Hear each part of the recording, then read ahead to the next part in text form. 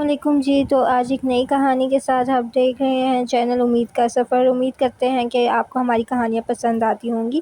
تو شروع کرتے ہیں۔ آج کی کہانی کا عنوان ہے معصوم نند اور چالاک بھابھی۔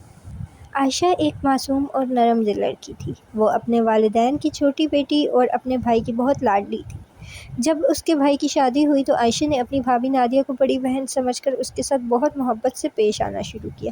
وہ بھابھی کے ہر کام میں ہاتھ بٹھاتی، اس کے بچوں کا خیال رکھتی اور گھر کے کاموں میں بھی اس کا ساتھ دیتی۔ مگر نادیہ بہت چالاک تھی۔ وہ عائشہ کے سامنے تو بہت محبت سے پیش آتی، لیکن اس کے پیچھے اس کی ہر بات کا غلط مطلب نکال کر گھر والوں سے شکایتیں کرتی رہتی۔ کبھی وہ عائشہ پر کام چوری کا الزام لگاتی، کبھی کہتی کہ وہ گھر کے کاموں میں دل نہیں لگاتی، اور کبھی معمولی سی بات کو بڑھا چڑھا کر پیش کرتی۔ عائشہ ہر بار خاموش ہو جاتی، کیونکہ وہ نہیں چاہتی تھی کہ گھر کا سکون خراب ہو۔ وہ سوچتی کہ بھابھی بھی تو اس گھر کا حصہ ہے، اور اگر وہ جواب دے گی تو رشتوں میں دوریاں پیدا ہو جائیں گی۔ اس طرح 8 سال گزر گئے۔ 8 سال تک عائشہ اپنی بھابھی کی باتیں برداشت کرتی رہی، مگر نادیہ کی شکایتیں ختم نہ ہوئیں۔ عائشہ کے والدین بھی اکثر اپنی بہو کی باتوں پر یقین کر لیتے، اپنی بیٹی کو ہی سمجھاتے، بیٹا تم چھوٹی ہو، برداشت کیا کرو۔ عائشہ ہر بار اپنی آنکھوں کا آنسو چھپا لیتی اور خاموش ہو جاتی۔ اسے سب سے زیادہ دکھ اس بات کا تھا کہ جن لوگوں کے لیے وہ اتنا کچھ برداشت کر رہی تھی، وہ کبھی اس کی بات سننے کی کوشش ہی نہیں کرتے تھے۔ ایک دن نادیہ نے عائشہ پر ایک ایسا الزام لگا دیا جو اس نے کبھی کیا ہی نہیں تھا۔ اس بار عائشہ خود کو روک نہ سکی۔ 8 سال کا درد اس کی آنکھوں سے آنسو بن کر بہہ نکلا۔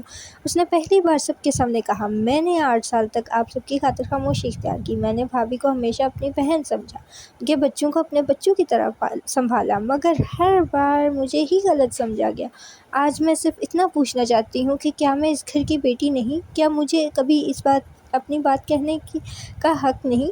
عائشہ کے والدین نے اس کی بات سمجھنے کی بجائے اسے ہی ڈانٹ دیا۔ انہوں نے کہا، تم نے گھر کا ماحول خراب کر دیا، بڑی بہو سے اس طرح بات نہیں کرتے۔ یہ سن کر عائشہ کا دل ٹوٹ گیا۔ اسے پہلی بار احساس ہوا کہ کبھی انسان اپنے ہی گھر میں سچ بول کر بھی اکیلا رہ جاتا ہے۔ کچھ عرصے بعد عائشہ کی شادی ایک ایسے شخص سے ہوئی جو بہت سمجھدار اور نیک دل تھا۔ وہ عائشہ کی عزت کرتا، اس کی ہر بات سنتا اور اس کی رائے کو اہمیت دیتا۔ جب عائشہ نے اسے اپنی زندگی کے بارے میں بتایا تو اس نے صرف اتنا کہا، تمہیں ہر بات برداشت کرنے کے لیے پیدا نہیں کیا گیا، تم بھی ایک انسان ہو اور تمہیں عزت اور خوشی کے ساتھ جینے کا پورا حق ہے۔ عائشہ کو پہلی بار محسوس ہوا کہ زندگی نے اسے ایک ایسا ساتھی دیا ہے جو اسے واقعی سمجھتا ہے۔ وہ اپنے نئے گھر میں بہت خوش رہنے لگی۔ اس کا شوہر ہر مشکل وقت میں اس کے ساتھ کھڑا ہوتا اور اسے کبھی یہ محسوس نہیں ہونے دیتا کہ وہ اکیلی ہے۔ ایک دن عائشہ کے والدین اس سے ملنے آئے۔ انہوں نے دیکھا کہ ان کی بیٹی پہلے سے کئی زیادہ خوش اور مطمئن ہے۔ اس کی ماں نے افسوس سے کہا، بیٹا شاید ہم نے تمہیں سمجھنے میں بہت دیر کر دی۔ عائشہ نے مسکرا کر جواب دیا، امی دیر تو ہوئی ہے، مگر آپ میرے والدین ہیں، میں آپ سے ناراض نہیں ہوں، بس اب میں نے سیکھ لیا کہ خاموش رہنا ہمیشہ اچھائی نہیں ہوتی، اور اپنی عزت کے لیے آواز اٹھانا ہمیشہ بدتمیزی نہیں ہوتی۔ عائشہ نے اپنی زندگی سے ایک بڑا سبق سیکھا تھا کہ رشتے نبھانا اچھی بات ہے، مگر خود کو مٹا دینا، ہر الزام برداشت کرنا صبر نہیں ہوتا، اور ہر بار خاموش رہنا عقل مندی نہیں ہوتی۔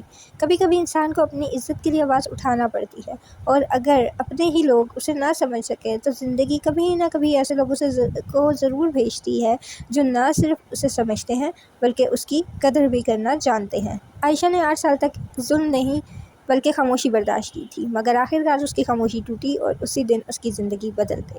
امید ہے کہ آپ کو کہانی پسند آئی ہوگی۔